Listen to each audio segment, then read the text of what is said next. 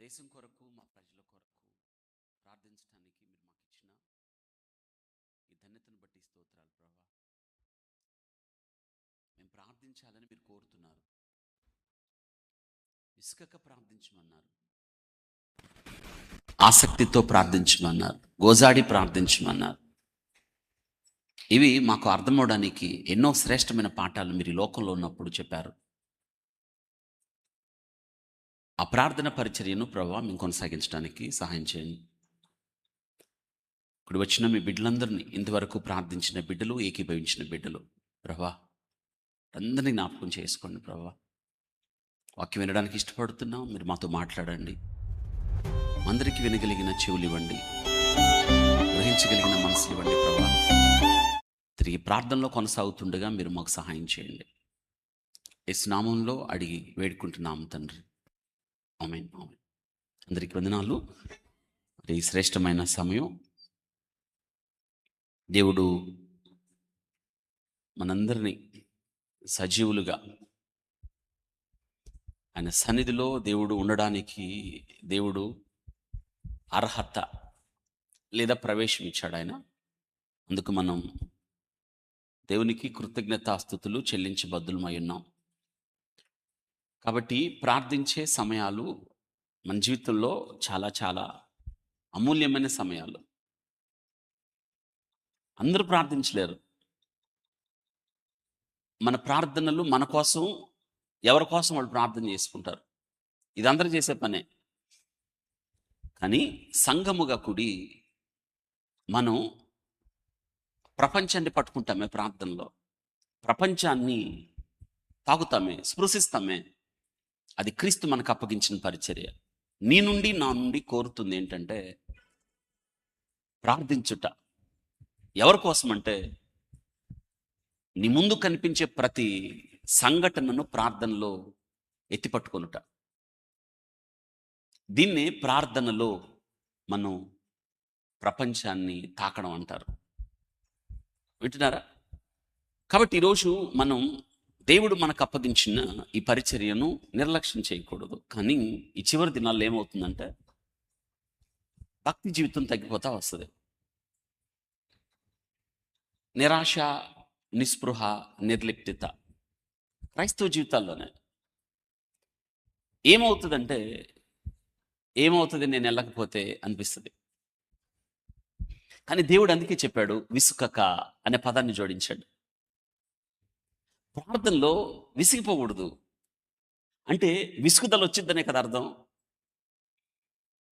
గుర్తుపెట్టుకోవాలి. నేను నా కోసమే ప్రార్థించుకుంటాను అంటే మంచిదే. కానీ ఇంకా మీరు భక్తి జీవితంలో మొదటి మెట్లోనే ఉన్నారు. నేను ఇతరుల కోసం ప్రార్థన చేస్తాను అంటే ఇతరుల భారాన్ని నువ్వు తీసుకున్నావు. ఇది క్రీస్తు నియమము. ఒకని భారమును ఒకరు భరించుడి అని. ఇక్కడ ఇంకొక విషయం, నీకోసం నువ్వు ప్రార్థిస్తావు, మంచిది. నీకు పరిచయస్తుల కోసం ప్రార్థిస్తావు, మంచిది. లేదా నిన్ను ఎవరైనా అడిగారు నా కోసం ప్రార్థన చేయండి అని, వాళ్ళ కోసం ప్రార్థన చేయటం మంచిది. కానీ మనకెవరు తెలియదు వాళ్ళు ఎవరో. ఈ దేశమే కాదు, ఒక విషయాన్ని మీరు విన్నారు, వారు నిన్ను అడగలేదు ప్రార్థన చేయమని. అసలు వాళ్ళకి ప్రార్థన అంటే ఏంటో తెలియదు. కానీ నువ్వు ప్రార్థన చేస్తావు వాళ్ళ కోసం. ఇది దేవుడు మన నుండి కోరిన పరిచర్య. అత్యుత్తమమైన, శ్రేష్టమైన, ఉన్నతమైన పరిచర్య ఏంటంటే యు ప్రే ఫర్ అదర్స్, ఇతరుల కోసం. యేసుక్రీస్తు ప్రభువారు ప్రధాన యాజకుడుగా చేసిన ప్రార్థన యోహాను సువార్త 17వ అధ్యాయం. వింటున్నారా? ఆ ప్రార్థన చేసినప్పుడు 2000 సంవత్సరాల క్రితం చేసిన ప్రార్థన. మనం ఎవరూ లేం, ఇంకా సంఘమే లేదు కదా. కానీ ఈరోజు మన కోసం కూడా ఆ రోజే దేవుడు ఏం చేశాడు? ప్రార్థన చేశాడు. అంత గొప్ప ప్రార్థన అన్నమాట అది. కాబట్టి ప్రార్థన చేసే సందర్భాలు, అవకాశాలు మనకు దొరికినప్పుడు మనం ఏం చేయాలంటే ఎక్కువ ప్రార్థన చేయాలి. సంఘము అత్యాసక్తితో ప్రార్థన చేసెను అని చదువుతాం మనం. మామూలు ఆసక్తి కాదు, అత్యాసక్తితో. విడదీయండి అత్యాసక్తి. ఎస్, ఆసక్తి ప్లస్ ఆసక్తి. మీరు అతి ప్లస్ ఆసక్తి అంటున్నారు. కాదు, 2 ఆసక్తులు కలిస్తే ఏమవుద్ది? ఎస్. ఏ సంధి? మిరుమిట్లు. విడదీయండి. మిట్లు ప్లస్ మిట్లు, 2 మిట్లు కలిస్తే ఏమైనాయి? మిరుమిట్లు అయ్యాయి. ఇది తెలుగు సందులు, ఇది ప్రత్యేకమైన సందులు. వింటున్నారా? అవి కూడా చదవండి, అప్పుడప్పుడు గుర్తొస్తాయి. వింటున్నారా? కాబట్టి అత్యాసక్తిలో 2 ఆసక్తులు ఉన్నాయి. ఏలియా ఆసక్తి, అత్యాసక్తి. సంఘము అత్యాసక్తితో ఏం చేసింది? ఏమైంది మీకు తెలుసు కదా, అపోస్తల కార్యాలు 12లో పేతురు చెరసాలలో నుండి 16 మంది చుట్టూ, లోన 4 చతుష్టయాలు, క్రూరుడు ఉగ్రుడైన హేరోదు, ఆ ముందు రోజు ఖడ్గంతో చంపిన యాకోబు, యూదుల్లో గుండెల నిండా భయం, తెల్లారితే పేతురును చంపుతారు, ఇది యూదులకు ఇష్టమైన కార్యం. ఈ పరిస్థితుల్లో చెరసాల లోన గదిలోకి వెళ్ళి 16 మంది మధ్య ఉన్న ఒక వ్యక్తిని బడి తేవాలి. ఎవరి వల్ల అవుద్ది? ఎవరి వల్ల అవుద్దా? అవదు. అందుకే ఎవరి వల్ల అవుతుందో ఆయన్ని సమీపించి వేడుకోవాలంటే ఒట్టి ప్రార్థన కుదరదు. సంఘం ఎమర్జెన్సీ ప్రార్థన, ఎమర్జెన్సీ. ఇప్పుడు మనం కూర్చున్నది కూడా ఎమర్జెన్సీ. బాగా చేయాలి మీరు ప్రార్థన. ఇప్పుడు ఈ చివరి దినాల్లో ఎంత ఎక్కువ ప్రార్థన చేయాలంటే, ఎందుకంటే ప్రార్థన చాలా వాటిల నుండి కాపాడుతుంది అన్నమాట. ఎటు చూసినా దుష్టత్వమే. ఇంకా చూడండి, ఇంకా చెప్పడానికి వీలు కాని పాపం, ఎంత దుర్మార్గత, ఎంత భ్రష్టత్వం అంటే చెప్పడానికి వీలు కాదు. వావి వరుసలు లేవు, వయసుతో తేడా లేదు. ఎంత భయానకమైన పరిస్థితులు అంటే అసలు అవి పలకడానికి కూడా వీలు కాకుండా ఉన్నాయి. అంత భయంకరమైన. అవును, మనిషి దుష్టత్వాన్ని తెచ్చుకున్నాడు. ఎంత అంటే చివరి దినాల్లో వాక్యంలో రాయబడింది, పౌలు గారు తిమోతికి చెప్తూ క్రూరులు అని చెప్పాడు. ఎవరు? క్రూరులు, క్రూరత్వము. వింటారా? క్రూరత్వము. ఇప్పుడు ఒక కుక్క డెలివరీ అయింది ఆడ. మరి కుక్కలు కూడా చూడాలి కదా. నాకు కబురు వచ్చేసింది, మీరు తక్షణమే రావాలి. పిల్లలు సమీపించావు. అక్కడ సమీపిస్తే అక్కడ కుక్కల బ్యాచ్ ఉంది కదా, 5 కుక్కలు. నేను వెళ్ళగానే నాకు జెడ్ కేటగిరీ అవి. నేను ఎటు వెళ్తే అటు వస్తాయి.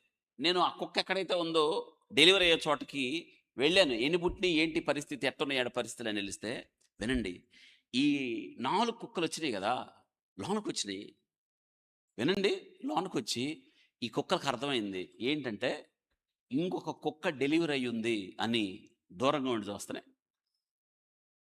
క్రూరమైనవి కదా, అవి మృగాలు కదా. వాటికి ఒక విషయం తెలిసింది ఏంటంటే డెలివరీ అయిన కుక్కకి రెస్పెక్ట్ ఇవ్వాలి అని. నేను గమనించిన అది సహజం, కరుస్తాయి కదా. మనిషి ఏమో క్రూరుడయ్యాడు, క్రూర మృగాలు సాత్వికం తెచ్చుకున్నాయి. చివరి దినాల్లో జరిగేది అది. ఎటుగారా? ఎంత దుష్టత్వం, ఎంత పాపం అంటే దానికి పరిష్కారం ఇదే. ఇది ఎంతగా మనం చెప్తామో, ఎంతగా ప్రకటిస్తామో. అందుకే మనకి సమయమందు అసమయమందు చేయకపోతే కష్టం. వాక్యమును ప్రకటించు తిమోతి అని చెప్పినట్లుగా మనం సమయమందు అసమయమందే కాదు, ఎల్లప్పుడూ ప్రార్థన చేయాలి. ప్రార్థన ఏం చేస్తుందంటే పాపానికి విరుగుడు వాక్యం, ప్రార్థన. ఎందుకో ఇంకా క్రైస్తవత్వానికి, క్రైస్తవ లోకానికి ప్రార్థన విలువ తెలియలేదు. అసలు ఎక్కువ మంది కలిసి ప్రార్థించాలి కదా.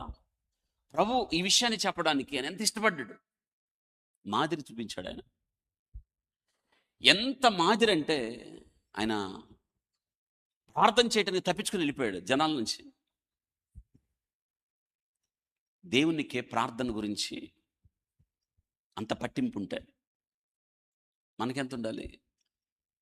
మీరు బాగా ప్రార్థన చేయాలని ప్రభువు ఏం చెప్పాడంటే చాలా ఉపమానాలు చెప్పాడు ప్రార్థన గురించి.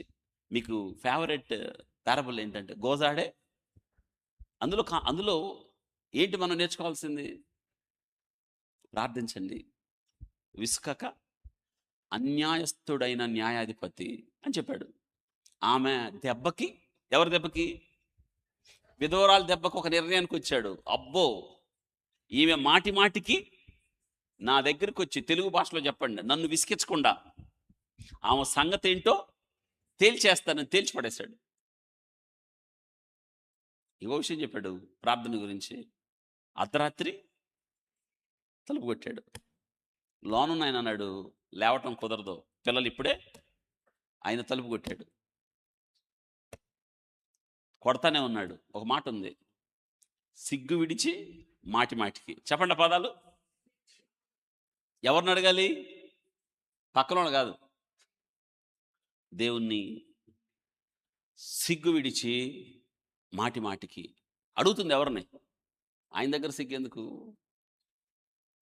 మాటి మాటికి అడిగితే ఆయన ఏమనుకోడు. కాబట్టి మీరు తెలుసుకోవాల్సింది ఏంటంటే ప్రార్థనలో చేయాలి,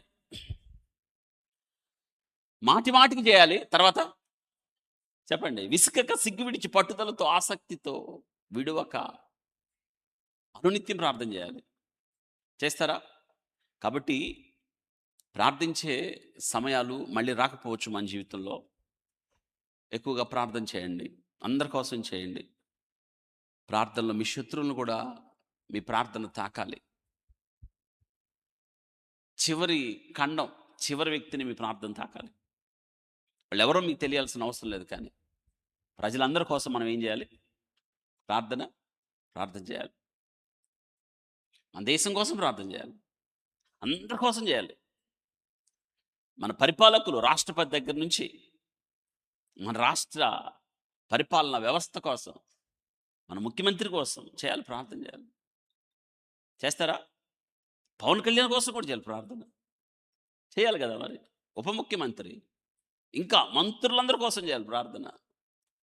ప్రభువే చెప్పాడు కదా, తిమోతి ఏం చేయాలి? మనము నెమ్మదిగా సుఖముగా బ్రతుకు నిమిత్తం అని చెప్పాడు కదా. కాబట్టి మీరు ప్రార్థన చేస్తున్నారు అంటే అర్థం ఏంటంటే మీరు ఒక్కళ్ళే కాదు ప్రార్థన చేస్తున్నారు, తండ్రి కుడి పార్శ్వానున్న ప్రభు. అంటే ప్రార్థనా పరిచర్యలో మీరు ఎవరితో కలిశారు ఇప్పుడు? అంటే మినిస్ట్రీ మీకు పార్ట్నర్, ఇప్పుడు ప్రేయర్ పార్ట్నర్ ఎవరు? అది మన ప్రార్థన, దేవుని ప్రార్థన, తండ్రి కుడి పార్శ్వ నుండి చేస్తున్న ప్రార్థనలు ఇవి. కాబట్టి మీరు బాగా ప్రార్థన చేయాలి అని నేను మళ్ళీ మళ్ళీ మీకు జ్ఞాపకం చేస్తున్నాను. వాక్యంలోకి వెళ్దాం రండి. దినం ఎక్కడికి వెళ్దాం అనుకుంటున్నారు మీరు? 23వ కీర్తనకి వెళ్దాం రండి. దాన్ని వదిలేదే లేదు మనం. 23వ కీర్తన ఈరోజు ఒక శ్రేష్టమైన పాఠం నేర్చుకుందాం.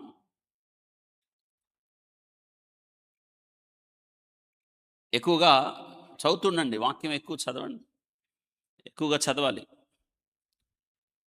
మనం ఈ కీర్తనలో ఎన్నో మజిలీలు నేర్చుకుంటూ ఉన్నాం. మనం బైబిల్ అంతా ఇందులో ఉంది. ఆసక్తి అదే మరి. 6 వచనాలే. చెప్పండి, ఎన్ని వచనాలు? 6 వచనాలు. ఒక విశ్వాసి యొక్క జీవితం అంతా ఇందులో ఉంది. ఇశ్రాయేలీయులు ఐగుప్తును విడిచిన తర్వాత ఎక్కడికి వెళ్ళాలి? వాళ్ళు వాగ్దాన భూమికి వెళ్ళాలి, కానానికి వెళ్ళాలి, రైట్? వారిని దేవుడు అరణ్యము గుండా తీసుకుని వెళ్ళాడు కదా. పగలు మేఘ స్తంభముగా, రాత్రి అగ్ని స్తంభముగా. మజిలీలన్నీ ఒక్కొక్క మజిలీ స్టేషన్స్ అన్నమాట. అంటే ఒక్కొక్క మజిలీలో ఒక్కొక్క క్రైస్తవ విశ్వాస సంబంధమైన జీవితం నేర్చుకోవాలి మనం. ఒక్కొక్క అనుభవం, దేవుడు చేసిన ఒక్కొక్క కార్యం. 40 సంవత్సరాల్లో చాలా తరాలు పోయాయి. వినండి, చాలా మంది చచ్చిపోయారు. అది పాఠమే. కాబట్టి ఐగుప్తును విడిచిన తరువాత వారు వాగ్దాన భూమిలోకి వెళ్ళే నాటికి వారి జీవితంలో ఒక పరిపూర్ణమైన వ్యక్తిత్వాన్ని దేవుడు చూడాలనుకున్నాడు. అయితే ఒక విషయం గుర్తుపెట్టుకోవాలి మీరు. మోషే చనిపోయాడు. మోషే స్థానంలో ఎవరు వచ్చారు? యెహోషువ వచ్చాడు. అంటే ఇక్కడికి మీరు గుర్తుపెట్టుకోవాలి, యెహోషువ నాయకత్వంలో చేరిపోయారు. అక్కడ యెహోషువ నాయకత్వంలో వారికి భూభాగం పంచబడింది. యేసుక్రీస్తు ప్రభువారు ఆయనే యెహోషువ, రక్షకుడు. ఆయన యేసుక్రీస్తుకు పోలికగా ఉన్నాడు. యుద్ధ సూర్యుడు యెహోషువ. యెహోషువ నాయకత్వంలో వారు పరమపురికి అనగా కనానుకు చేరి, ఈరోజు ఈ కీర్తనలో మన కాపరు ఉన్నాడు. మంచి గొర్రెల కాపరి, ఆయన ప్రాణం పెట్టిన కాపరి. అయితే ఈయన కాపరిగా ఉండి నేను ఎలా నడిపిస్తున్నాడో, ఎన్నో మజిలీలు ఇక్కడ. ఒక్కొక్క మజిలీ మన జీవితంలో నీకు దేవుడు ఏమి నేర్పిస్తున్నాడో, ప్రతి మజిలీ మనకేమి నేర్పిస్తుందంటే బాగా బ్రతకడానికి గొప్ప అవకాశాలు. నేను బాగా బ్రతకాలి అని మీకు రావాలి. బాగా బ్రతకడం అంటే ఏంటి? అంటే బాగా క్రీస్తుని నీ జీవితంలో చూపించగలగాలి, బాగా చూపించగలగాలి. ఓ ప్రశ్న, జాగ్రత్త చెప్పండి, ఆన్సర్ ఆలోచించి చెప్పండి. గ్రీస్ దేశం నుంచి వచ్చారు. ఎవరిని చుట్టానికి? యేసుని చుట్టానికి వచ్చారా? వచ్చి ఎవరిని కలిశారు? వెరీ గుడ్, ఫిలిప్పును కలిశారు. ఫిలిప్పును ఎందుకు కలిశారు? రైట్. ఫిలిప్పు పేరు గ్రీస్ దేశానికి ఎందుకంటే అలెగ్జాండర్ ద గ్రేట్ తండ్రి పేరు ఏం పేరు? పెద్ద చెప్పండి. ఫిలిప్పు. అంటే వాళ్ళు అన్నారు, వాళ్ళు ఎందుకు వచ్చారంటే ఈ పేరు మా ఊరి పేరే, మావాడే, మా దేశం వాడే అని కలిశారు. ఫిలిప్పు, మేము యేసుని చూడడానికి వచ్చామంటే ఫిలిప్పు వాళ్ళని ఇంకోళ్ళకి అంటించాడు. ఎవరికి? ఎందుకని? ఏది తీసుకెళ్ళాలి కదా. ప్రభువా, మా ఊరోళ్ళు వచ్చారు, నిన్ను చూద్దామని వచ్చారు, నన్ను కలిశారు, నీ దగ్గరికి రాలేరు కదా, వాళ్ళతో మాట్లాడు ప్రభువా. నేటి రోజుల్లో అయితే ఓ ఫోటో దిగు ప్రభువా, సెల్ఫీ. అప్పుడు ఫోటోలు లేవు కదా. వింటున్నారా? ఎందుకని ఫిలిప్పు అందరే కంటించాడు? వెళ్ళి వీళ్ళు యేసుని చూడ్డానికి వచ్చారు, కాస్త చూపిస్తావా? ఆన్సర్ చేయండి అండి. మొట్టమొదటిగా యేసయ్యను కలిసినవాడు ఆంద్రేయ. అయితే మొట్టమొదటి కలిసిన వాడే. ఇంకా పేతురు ఇష్టానుసారంగా ఉన్నాడా? కాదు. ఇంకా బాగా చెప్పండి ఎవరన్నా. కొంచెం ఆలోచించాలి. మీరు ఆలోచిస్తుండగా మెదడు పనిచేస్తుంది, నిద్రపోయిద్ది. నా బాధ అది. ఎందుకంటే ఈజ్ వెరీ గుడ్ డిమాన్స్ట్రేటర్. యేసును ప్రదర్శించడంలో, యేసును చూపించటంలో, యేసును ఇతరులకి ప్రత్యక్షపరచుటలో అంద్రేయను మించిన వాడు ఎవరు? It's very good demonstrator. అది మీరు అలా అవ్వాలి. మీకు విషయం తెలుసా? అంద్రేయ ఒక్క ప్రసంగం చేయలా, చేశాడా? రెండోది, అంద్రేయ ఏ అద్భుతం చేయలా. అంద్రేయకి తెలిసిందట ఒకటే, తేవడం, ఎవరిని చూపించడం? పెద్ద చెప్పండి, ఎవరిని? యేసయ్యను చూపించడం. వాళ్ళ అన్నం తెచ్చాడు, చూపించాడు. తర్వాత చిన్నపిల్లోడికి చూపించాడు. తర్వాత గ్రీస్ దేశస్తులకి. ఇదన్నమాట. మీరు అంద్రేయలాగా బ్రతకాలి. ఈ కీర్తన మిమ్మల్ని ఏం చేస్తుందంటే, మీ కాపరి ఎవరో చెప్పాలి. నీ కాపరి చెంత నువ్వెంత భద్రంగా ఉన్నావో చెప్పాలి. నీ కాపరి నిన్ను ఎలా నడిపిస్తున్నాడో చెప్పాలి. ఇప్పటిదాకా నువ్వేమి నేర్చుకున్నావో చెప్పాలి. ఎంత ఎదిగావో చెప్పాలి. నీ కాపరికి నువ్వు ఎంత ప్రదర్శిస్తున్నావో చెప్పాలి కీర్తనలు. నా పర్సనల్ రిలేషన్, మా కాదు, ఏంటది? నా అంటే ఇది వ్యక్తిగతం. చాలాసార్లు అంటామే ఇట్స్ మై పర్సనల్, ఇది దావీదు పర్సనల్. మరి మన సంగతి ఏంటి? వ్యక్తిగతంగా నీకు దేవునికి ఉన్న సంబంధం ఏమిటి? ఇది చాలా చాలా చాలా ప్రాముఖ్యమైన విషయం. చదువుకుందాం ఈ కీర్తన. మనం మరొక శ్రేష్టమైన పాఠం ఈ కీర్తనలో మనం నేర్చుకుందాం. యెహోవా నా కాపరి, నాకు లేమి కలగదు. పెద్ద చదవండి స్పష్టంగా.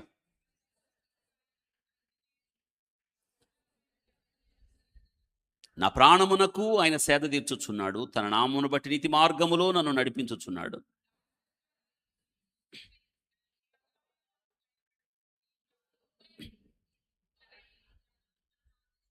నా శత్రువులు ఎదుట నీవు నాకు భోజనము సిద్ధపరుచుదువు, నూనెతో నా తలంటి ఉన్నావు, నా గిన్నె నిండి పొర్లుచున్నది.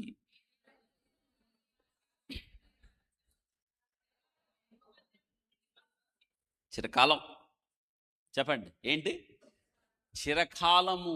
ఎంత బాగుంది ఈ పదం, చిరకాలం. వ్లాడిమిర్ పుతిన్ ఎవరతను? క్రెమ్లిన్ ఎవరతను? ఏంటి మర్చిపోతే ఎట్లా?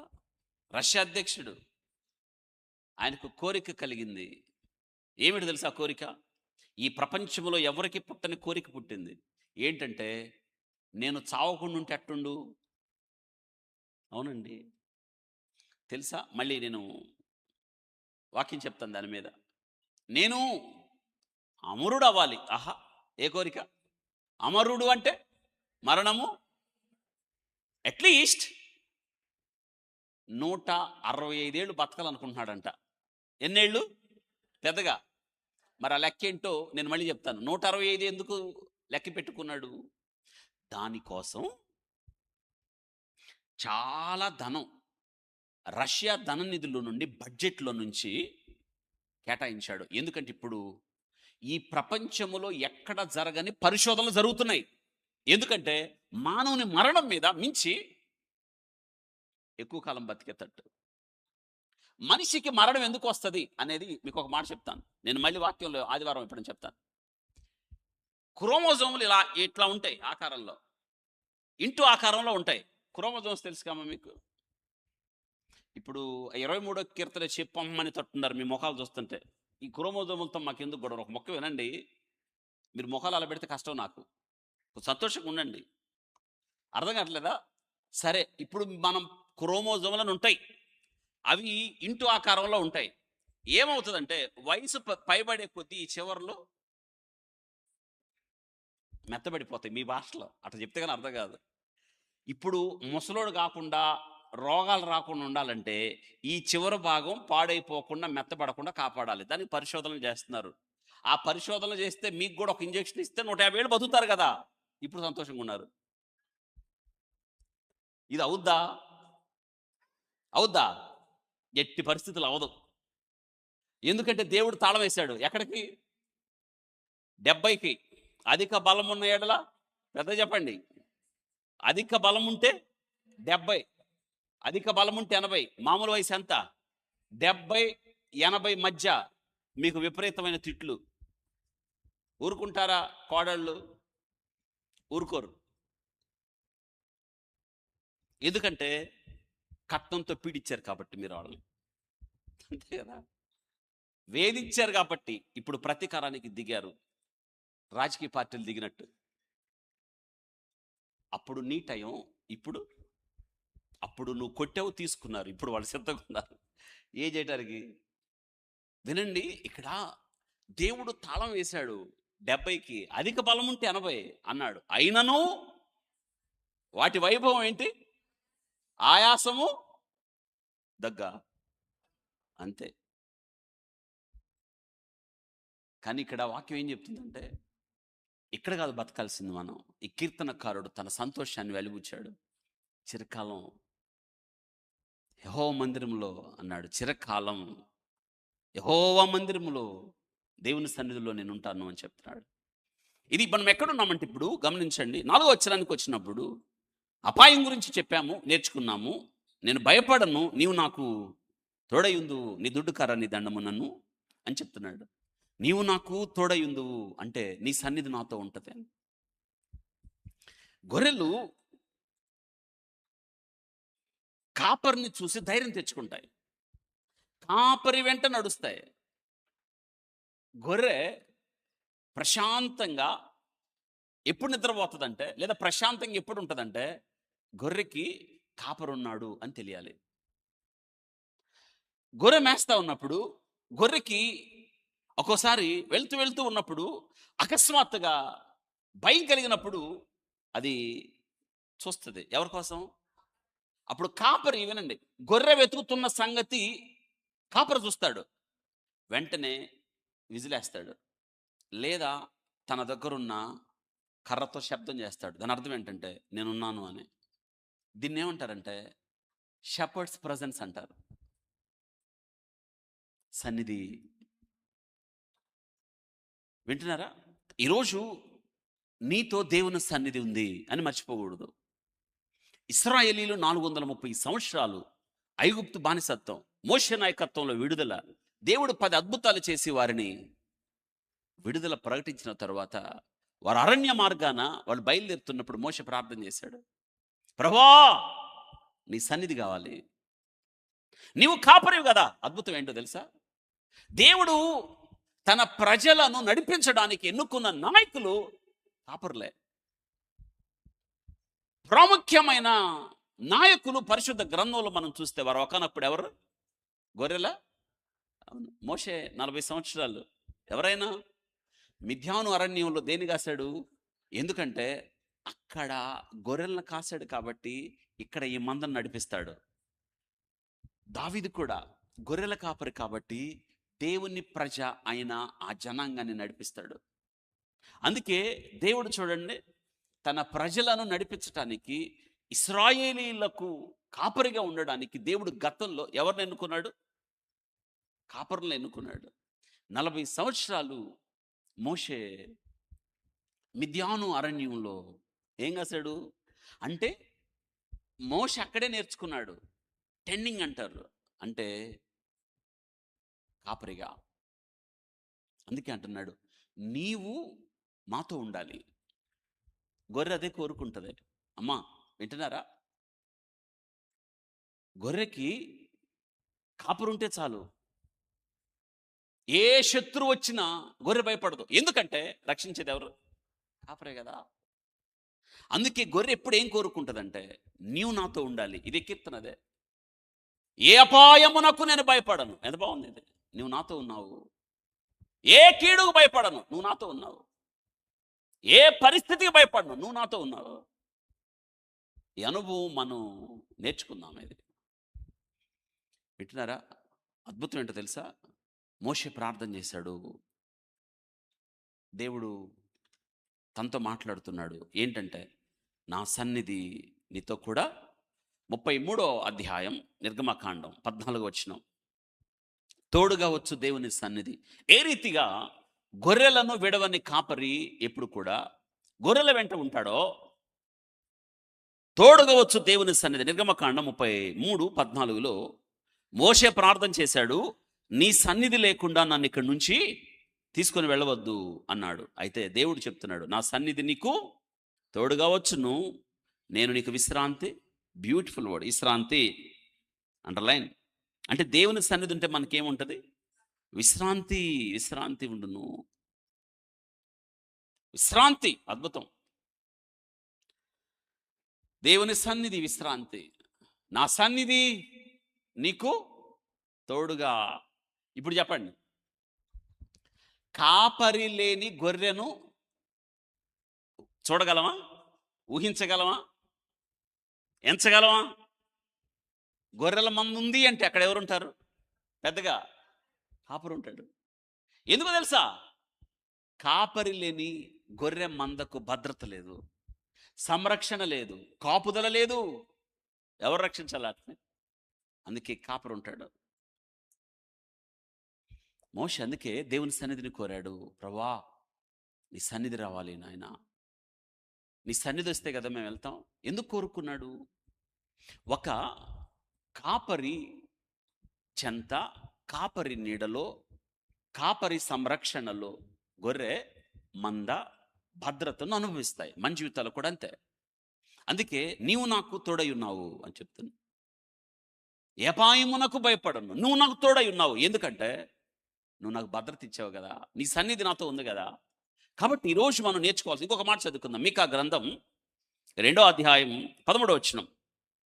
మీకా గ్రంథం 2వ అధ్యాయం 13వ వచనం. ప్రాకారములు పడగొట్టువారు వారికి ముందుగా పోవును, పడగొట్టి దాని ద్వారా దాటిపోదురు. వారి రాజు, అండర్లైన్, వారి రాజు వారికి ముందుగా నడుచును, యెహోవా వారికి నాయకుడిగా. ఎంత బాగుంది ఈ మాట. వారి రాజు వారికి ముందుగా నడుచును, యెహోవా వారికి నాయకుడుగా ఉండును. యెహోవా వారికి నాయకుడు. అది అద్భుతం కదా. అందుకే దీన్ని ఏమంటామంటే ఎడతెగని భద్రత. అందరు చెప్పండి, ఏ భద్రత? ఇంకోసారి, ఎడతెగని భద్రత అంటే 121వ కీర్తన. నేను నిన్న పేపర్లో చదివిన, గుర్తులేదు నాకు. అది ఎక్కడో ఆలయం అండి. ఆ దేవుడికి 3 రోజులు జ్వరం అంట. అవును, అందుకని 12 రోజులు విశ్రాంతి ఇచ్చారు. 12 రోజులు గుడి మూసేశారు. ఇంకా వార్తలు ఏమున్నాయి తెలుసా? దగ్గు, జలుబు కూడా ఉందంట. న్యూస్ చూసుంటారు కదా, మీరు చూసుంటారు కదా. ఎందుకు జ్వరం వచ్చింది, ఎందుకు తుమ్ములు కూడా వచ్చినాయి అంట. వార్తలు చెప్తున్నారు. చాలామంది బాధపడుతున్నారు బయట కూర్చొని. ఏంటంటే గత వారం నుంచి అభిషేకము అనే నీళ్లు తెచ్చి పోసినోళ్ళు పోసినట్టే ఉండి ఆ నీళ్లు ముక్కులోకి నోట్లోకి పోయినాయి అంట. ఇదంతా ఏంటంటే మనిషిలాగా లేదు. అందువల్ల బోర్డు పెట్టారు, 12 రోజులు దర్శనాలు లేవు. ఎవరికి? ఈ 12 రోజుల్లో వీళ్ళకి అవసరమైతే కాపాడేది ఎవరు? కానీ దేవుడు అలా కాదు కదా. ఎడతెగని భద్రత. ఇశ్రాయేలుని కాపాడువాడు కొనకుడు. అద్భుతం కదా. ఎడతెగని భద్రత. నిర్గమకాండం 13:21 త్వరగా రాసేయండి. 23:13-21లో ఎడతెగని భద్రత అంటే ఏం చదువుకుంటున్నాం? వారు పగలు రాత్రియు ప్రయాణము చేయునట్లుగా యెహోవా త్రోవలో వారిని నడిపించుటకై, చూడండి, పగటి వేళ మేఘ స్తంభములోను వారికి వెలిగించుటకు గాను, రాత్రి వేళ అగ్ని ఉండి వారికి ముందుగా నడుచుచూ. ఎడతెగని భద్రత. మీరు చూడండి, ఆయన కాపరిగా కలిగి ఉన్న జీవితాలకు ఎడతెగని భద్రతనిస్తాడు. చెప్పండి, ఆయనని కాపరిగా కలిగి ఉన్న జీవితాలకు ఏమిస్తాడు ఆయన? పెద్దగా ఎడతెగని భద్రత. అమ్మా, భయం లేదు. గొర్రెకే భయం లేదు. సింహం వచ్చినా, ఎలుకబంటి వచ్చినా భయమే లేదు. ఎందుకో తెలుసా? భయం వస్తే కాపరికి చెప్తుంది, కాపరి సింహం, కాపరి ఎలుకబంటి, కాపరి తోడేలు, అడుగో. ఇదిగో ఎడతెగని భద్రత.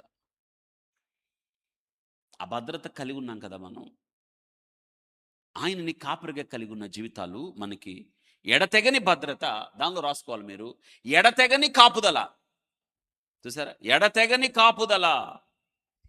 20వ వచనం, 23:20, నిర్గమకాండం 23:20లో ఏమని చూడండి అక్కడ. ఇదిగో త్రోవలో నిన్ను కాపాడి నేను సిద్ధపరిచిన చోటుకు నిన్ను రప్పించుటకై ఒక దూతను నీకు. చూసారా? కాపుదల. నిన్ను రప్పించుటకై. చూడండి, త్రోవలో నిన్ను కాపాడి. చెప్పండి, త్రోవలో నిన్ను కాపాడి. త్రోవలో నిన్ను కాపాడి. ఎన్నిసార్లు కాపాడాడు దేవుడు మనల్ని? ఎన్నిసార్లు అండి కాపాడాడు ఆయన. ఇదిగో ఎడతెగని భద్రత మాత్రమే కాదు, ఎడతెగని కాపుదల. ఇంకొక విషయం తెలుసా, ఆయన మనతో ఉంటే, దేవుని సన్నిధి మనతో ఉంటే ఎడతెగని విజయము, అది కూడా రాసుకోండి. ఎడతెగని విజయం. ద్వితీయోపదేశకాండం 1వ అధ్యాయం 30వ వచనం. అదే ద్వితీయోపదేశకాండం 9:3లో నీకు ముందర నడుచున్నట్లు నీ దేవుడైన యెహోవా అని చెప్తూ మీ పక్షమున యుద్ధము చేయును. ఆయన యుద్ధం చేస్తే ఏమవుతుంది, నీకేమొస్తుంది? మనం చేయలేం కదా యుద్ధం. ఆయన బలమైన బాహువు, గుర్తుపెట్టుకోవాలి. ఇదే మనం నేర్చుకోవాలి. ఎడతెగని సన్నిధి, ఇది కూడా రాసుకోండి. ఎడతెగని సన్నిధి. ద్వితీయోపదేశకాండం 31:8. ఎడతెగని సన్నిధి, ఎడతెగని నడిపింపు. యోహాను సువార్త 10:4. అతడు తన సొంత గొర్రెలన్నిటిని వెలుపలికి నడిపించున్నప్పుడెల్లా వాటికి ముందుగా నడుచును. కాబట్టి నడిపింపు, ఎడతెగని నడిపింపు. జాన్ 10:4 అందులో రాసుకోవాలి. ఆరోది ఎడతెగని పరిచర్య. ద్వితీయోపదేశకాండం 1:33. ఆయన సన్నిధిలో మనకేం దొరుకుతుందో రాసామా? ఎడతెగని పరిచర్య. ఇంక చివరిది దానిలో ఎడతెగని దిద్దుబాటు. కరెక్ట్ చేస్తాడు మనల్ని ఆయన. యెషయా గ్రంథం 45:2.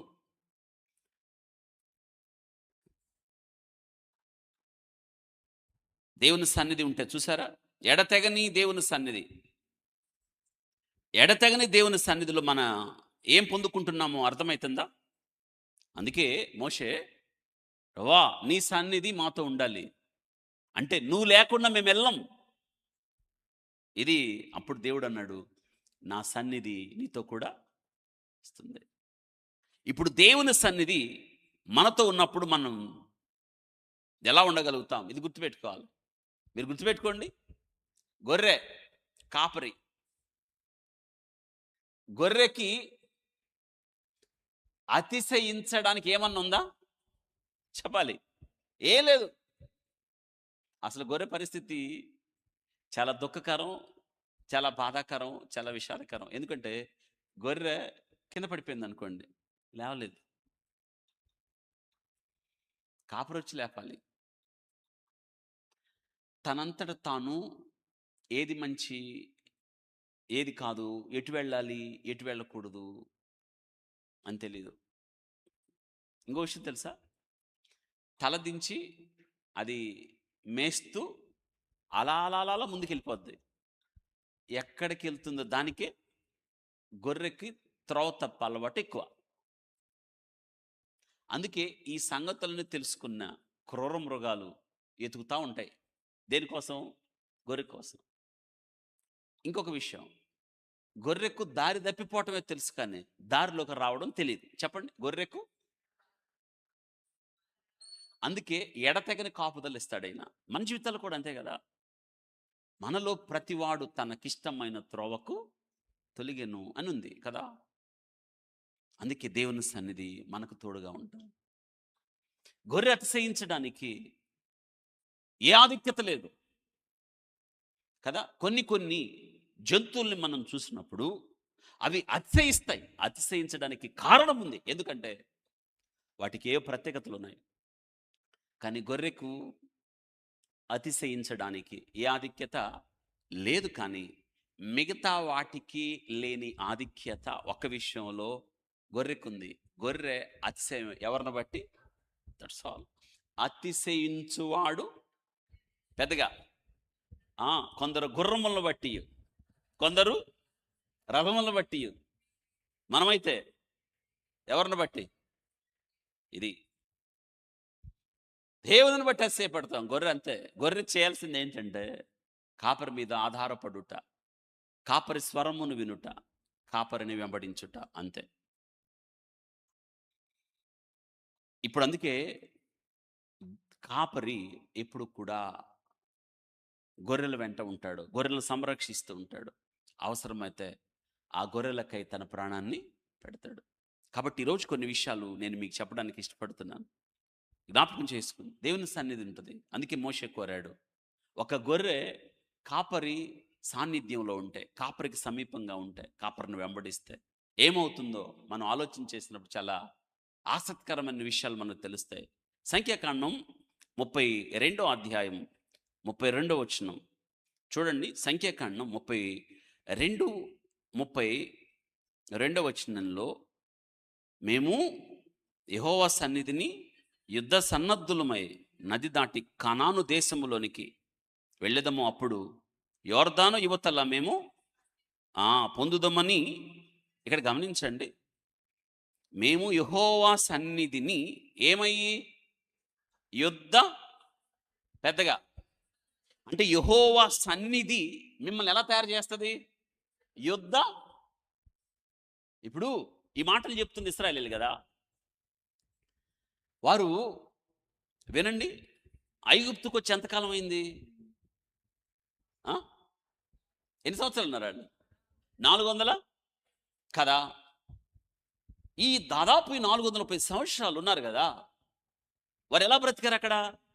బానిసలు. అంటే వారు యుద్ధము చేయుట అనే విషయం పూర్తిగా మర్చిపోయారు. ఎందుకంటే వారు బానిసలు. యుద్ధం చేయవలసిన అవసరం వారికి, అంటే వారు పూర్తిగా బానిసలుగా మారిపోయారు.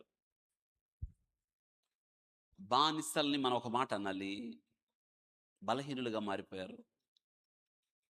అటువంటి వారు దేవుని సన్నిధి వారికి తోడు రాగా, దేవుని సన్నిధి ఎడారిలో ఒక్కొక్క మజిలీలో వారి దేవుడు వారికి పాఠం నేర్పిస్తూ, వారికి బలాన్నిస్తూ, శక్తినిస్తూ, తర్ఫీదునిస్తూ బలహీనులను బలవంతులుగా మార్చాడు, బానిసలను యుద్ధ సన్నద్ధులుగా మార్చాడు. అంటే దేవుని సన్నిధి మీతో ఉంటే మీరు నాకు చేత కాదు, నాకు రాదు, నేను వెళ్ళలేను, నేను చేయలేను, నా జీవితం ఇంతే, నా బ్రతుకింతే అంటానికి వీల్లేదు. ఒకానప్పుడు బానిసలు దేవుని శక్తి ద్వారా యుద్ధ సన్నద్ధులయ్యారు. ఇది మీరు గుర్తుపెట్టుకోండి. అందుకే మోషే నీ సన్నిధి మాతో రావాలి అని చెప్తున్నాడు. ఒకానప్పుడు పిరికివారు ఇప్పుడు వీళ్ళు, కానీ ఇప్పుడు విశ్వాసముతో జయించడానికి సిద్ధంగా ఉన్నారు. ఒకానప్పుడు విరక్తి కలిగిన జనం, బానిసలు, ఇనప కొలిమిలో నలిగిపోయిన ప్రజలు, నలిగిన స్థితిలో, త్రొక్కబడిన స్థితిలో, అణగదొక్కబడిన స్థితిలో, ఫరోకి బానిసలుగా ఉన్న స్థితి నుండి దేవుడు బయటికి తెచ్చిన తర్వాత ఫరోని ఢీకొట్టారు వాళ్ళు. మీరు అలా అవ్వాలి. ఎక్కడవుతారు? దేవుని సన్నిధిలో. దేవుని సన్నిధి ఎలా వస్తుంది? మీరు అడగాలి, ప్రభువా నువ్వు నాతో ఉండాలి ప్రభువా. మోషే అడిగాడు. ఒక గొర్రె కాపరి నీడలో ఎంత భద్రతగా ఉంటుందో ఈ వాక్యం తెలియజేస్తుంది. మీరు యుద్ధ సన్నద్ధులు, నీ సహాయం వలన నేను సైన్యములను జయింతును, నా దేవుని సహాయము వలన నేను ప్రాకారములను దాటుదును అని చెప్తున్నాడు. 18వ కీర్తన 29వ వచనం. వింటున్నారా? కాబట్టి ఈ వాక్య భాగం మనకేం తెలియజేస్తుంది? దేవుని సన్నిధి మీతో ఉన్నప్పుడు మీరెవరంటే యుద్ధ అంటే సైనికులు అవుతారు. మీరు అంటే గొర్రెలల్లా ఏమవుతాయి? మీరు ఆర్మీ. చెప్పండి, గొర్రెలు మనమే. ఏం బాధపడద్దు. మిమ్మల్ని గొర్రెలు అంటూ ఉంటారు, తెలియదు వాళ్ళకి. నిజం గొర్రెలే కదా మనం. ఎందుకంటే మనము కాపరిని వెంబడించే, పెద్దలు చెప్పండి, కాపరిని వెంబడించే గొర్రెలు మనం. వాక్యం అదే చెప్తుంది. యుద్ధ సన్నద్ధులై. కాబట్టి దేవుని సన్నిధి మనతో ఉంటే ఎంత భద్రత. అందుకే చూడండి, మనకి దేవుని సన్నిధి తోడుగా ఉన్నప్పుడు ఇంకొక విషయం రాసుకోవాలి, శక్తిని పొందుతారు. రెండోది, దేవుని సన్నిధి మీతో ఉంటే మీకు ఏమవుతుందంటే ఆనందం, సంతోషం దొరుకుతుంది. ఆ మాట రాసుకోండి. కీర్తన 16వ కీర్తన 11వ వచనంలో, నీ సన్నిధిని ఏం జరుగుతుంది? సంపూర్ణ సంతోషం అన్నాడు. నీ కుడి చేతిలో నిత్య సంపూర్ణ ఏ సంతోషం? సంపూర్ణ సంతోషం. మీరు కొత్త బట్టలు కొనుక్కున్నారు, సంతోషం ఎప్పుడు దాకా? క్రిస్మస్ సంతోషం ఎప్పుడు దాకా? చెప్పాలి. కొత్త బట్టలు కొన్నా, ఇంట్లో కొత్త వస్తువు కొన్నా, ఇంట్లో ఏదన్నా కొన్న తర్వాత ఎన్ని రోజులు మీ సంతోషం? ఒక రోజా, 2 రోజులా, కొన్ని రోజులు లేకపోతే. ఇప్పుడు మనం ఒకటి కొంటాం కదా, కొత్త వస్తువు కొంటాం, కొంతసేపు లేదా కొన్ని రోజులు, కొన్ని నెలల సంతోషం. మళ్ళీ దాని స్థానంలో ఇంకో కొత్త మోడల్ వచ్చింది కదా, అప్పుడు ఇది పాతది అయింది కదా, మన ఆలోచన ఎట్టుంటుంది? అంతేనా? కానీ ఇక్కడ సంతోషం అలాంటిది కాదు. ఏ సంతోషం? ఆ పదం చూడండి, ఏంటది? సంపూర్ణం. అంటే సంపూర్ణం అంటే పూర్తిగా. గొర్రెలకు జీవమును, సమృద్ధి జీవాన్ని ఇవ్వడానికి వచ్చాను అన్నాడు. దేవుని సన్నిధి మనతో ఉన్నప్పుడు మనం సంపూర్ణ సంతోషం పొందుతాం. అమ్మా, గొర్రెకు భద్రత, గొర్రెకు సంరక్షణ, గొర్రెకు సంపూర్ణ ఆనందం ఎక్కడ దొరుకుతుందంటే దేవుని సన్నిధిలోనే. అందుకే నీవు నాకు తోడై ఉన్నావు అని చెప్తున్నాడు. నేను భయపడను, నువ్వు నాతో ఉన్నావయ్యా. నీకు వేరుగా నేనేమీ చేయలేను ప్రభువా. కాపరి లేని గొర్రెకు భద్రత లేదు, గుర్తుపెట్టుకోవాలి. కాపరి లేని గొర్రెకు అపాయాలు పొంచున్నాయి. కాపరి లేని గొర్రెకి చిరునామా ఎక్కడ? నీవు నాకు తోడై ఉన్నావు, నీవు నాకు తోడై ఉన్నావు. అందుకే నువ్వు నీ సన్నిధి నాతో ఉన్నప్పుడు నేను సంతోషం పొందుతాను అనే మాట. దేవుని సన్నిధిలో గమనించండి, దేవుని సన్నిధిలో ఏముంది? ఇంకొక మాట, అద్భుతాలు. దేవుని సన్నిధిలో అద్భుతాలు, ఆ మాట రాసుకోండి. దేవుని సన్నిధి మనతో ఉంటే అన్ని అద్భుతాలే. సంఖ్యాకాండం 17వ అధ్యాయం 7-8 వచనాలు. మోషే వారి కర్రలను ఏం చేశాడు? సాక్ష్యపు గుడారములు యెహోవా సన్నిధిని ఉంచాడు. మర్నాడు ఏమైంది? అహరోను కర్ర ఏమైందంట? చిగుర్చింది, పువ్వులు పూసింది, బాదం పండ్లు. ఒక్కరోజులోనే. అంటే అద్భుతాలు జరిగినాయి. దేవుడి ఎన్నిక, దేవుని కార్యం. అహరోను దేవుని ఎన్నికలో ఉన్నాడని దేవుడు అద్భుతం చేశాడు. కాబట్టి దేవుని సన్నిధిని ఉంచెను, దేవుని సన్నిధిలో అద్భుతాలు జరిగాయి. నిజంగా ఇంతకన్నా ఏం కావాలి? ఎవరైతే దేవుని సన్నిధిలో ఎక్కువసేపు ఉంటారో, దేవుని సన్నిధిలో కనిపెడతారో, ప్రార్థన చేస్తారో, దేవుని మీద ఆధారపడతారో, వారి జీవితాల్లో అద్భుతాలు జరుగుతాయి అని ఇంతకన్నా మనకి ఏం కావాలి? మీరు ఆలోచించండి. కాబట్టి దేవుని సన్నిధిలో ఏముంటాయి? దేవుని సన్నిధి మీతో ఉంటే మీకేం జరుగుతుంది? మీ లైఫ్లో అద్భుతాలు జరుగుతాయి. ఈ రాత్రి మనం ప్రార్థిస్తున్నాం కదా, ఎంతోమంది కోసం ప్రార్థన చేస్తున్నాం కదా, ఎంతోమంది పక్షాన దేవునికి వేడుకుంటున్నాం కదా. ఏమిటి అర్థం? వారి జీవితాల్లోనే కాదు, నీ ప్రార్థన విని వారి జీవితంలో దేవుడు కార్యం చేయడం కాదు, కానీ నీ జీవితంలో కూడా ఆయన ఏం చేస్తాడు? కార్యం చేస్తాడు. ఇంకొక విషయం రాసుకుందాం. దేవుని సన్నిధిలో ఘనత ప్రభావాలు దొరుకును.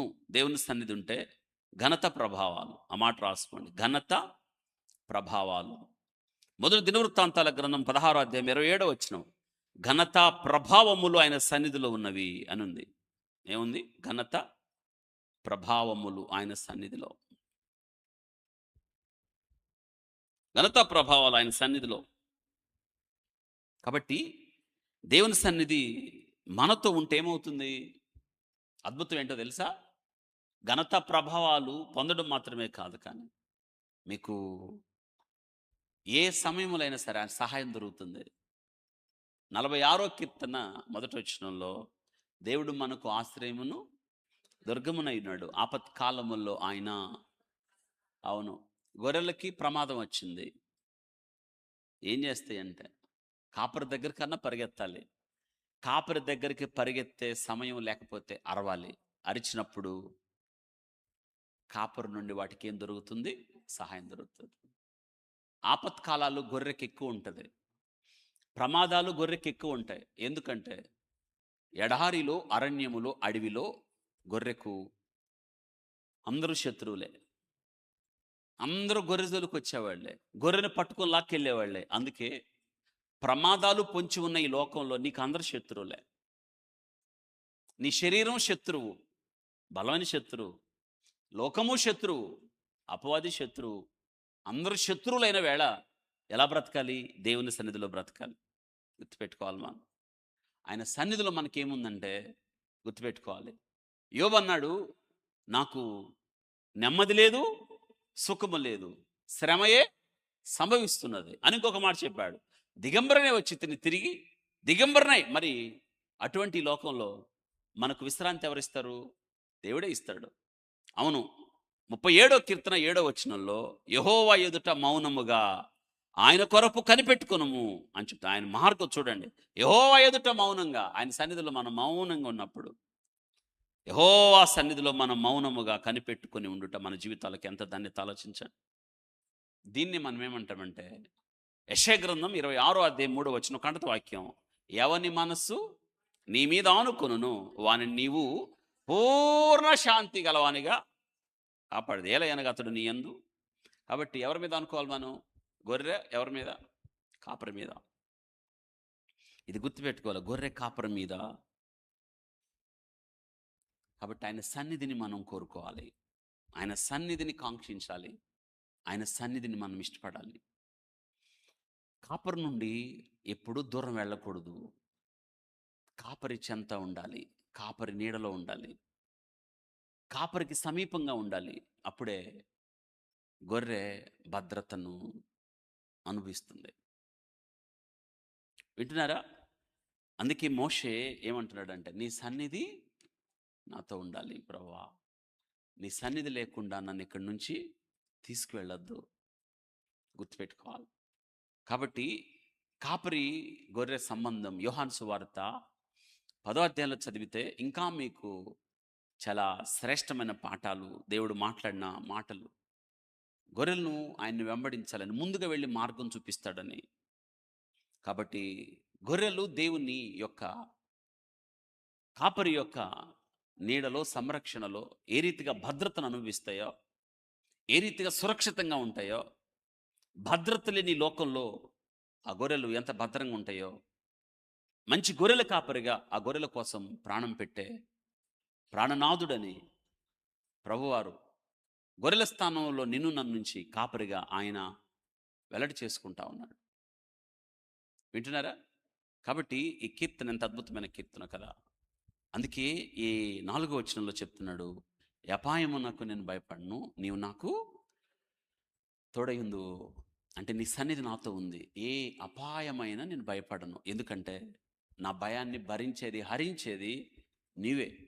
నువ్వు నాతో ఉన్నప్పుడు నాకు భయమేలా. ప్రార్థన చేసుకుందాం, మొక్కరిద్దాం, ప్రార్థన చేసుకుందాం. ప్రభువా, మీరు మాకు కాపరిగా ఉన్నారు నాయన. మాకు భయమే లేదు, కలవరమే లేదు, దిగులే లేదు, విచారమే లేదు. అందరం కలిసి ప్రార్థన చేసుకుందాం. ఒక్కసారి మన వ్యక్తిగత జీవితాలను పరీక్షించుకుందాం. నిజంగా ఆయనతో వ్యక్తిగత సంబంధాన్ని కలిగి ఉన్నామా? ఆయన ఎవరో మీరు ఎరిగి ఉన్నారా?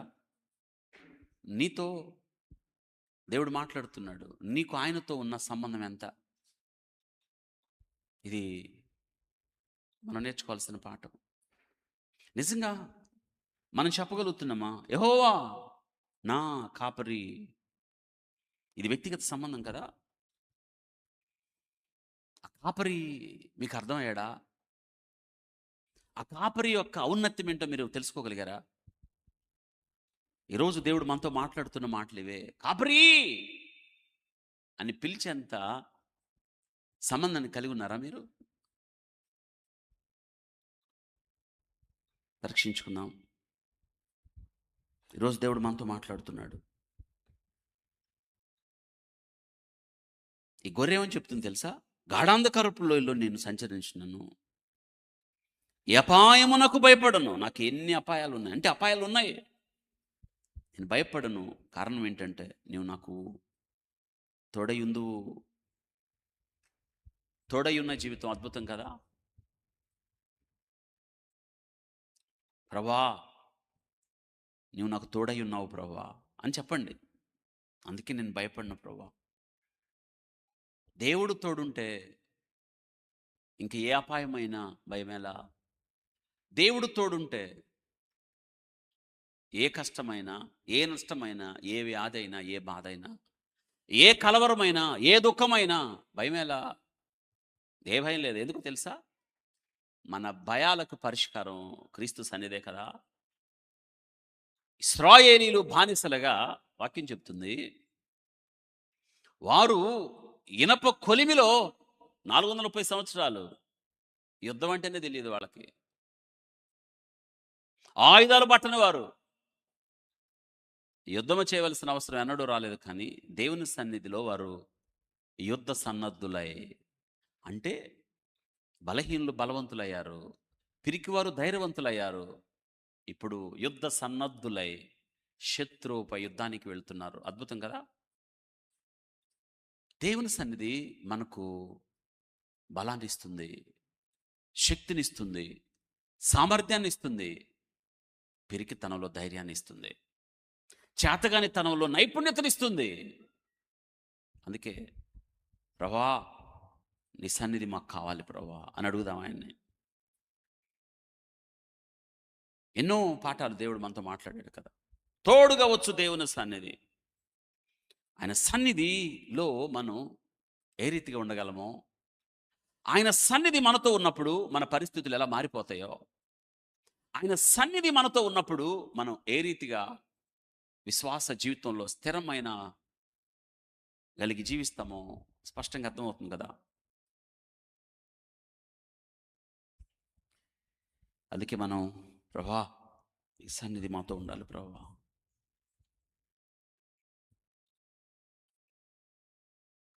యెహోవా నా కాపరి, నాకు లేమీ కలగదు అని చెప్పగలగాలి.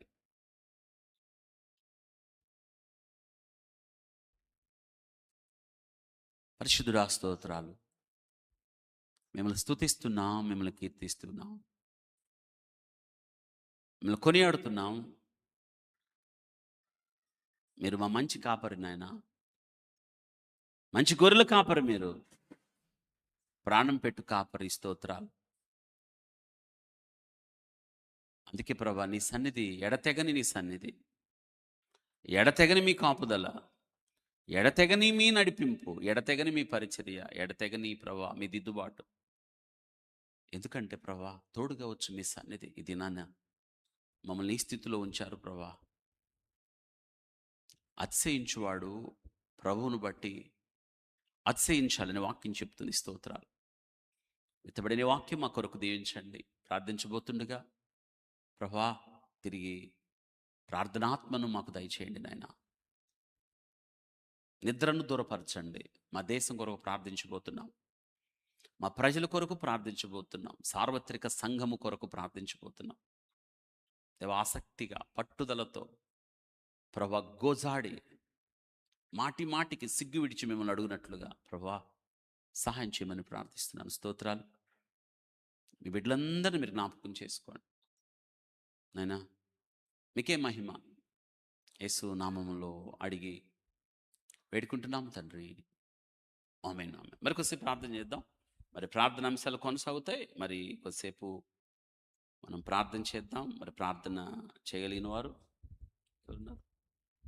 మరి కొన్ని అంశాల కొరకు ప్రభువు మిమ్మలను ఏ విషయంలో ప్రేరేపిస్తున్న ఇప్పటిదాకా ప్రార్థన అంశాలు, ఇప్పుడు దేవుడు మీకు ఏ విషయం భారం ఇస్తాడో ఆ విషయాన్ని బట్టి మీరు మరి కొన్ని నిమిషాలు మరి మీరు ప్రార్థనలో ఉండాలని ప్రత్యేకంగా ప్రార్థించండి. ప్రార్థన చేద్దాం.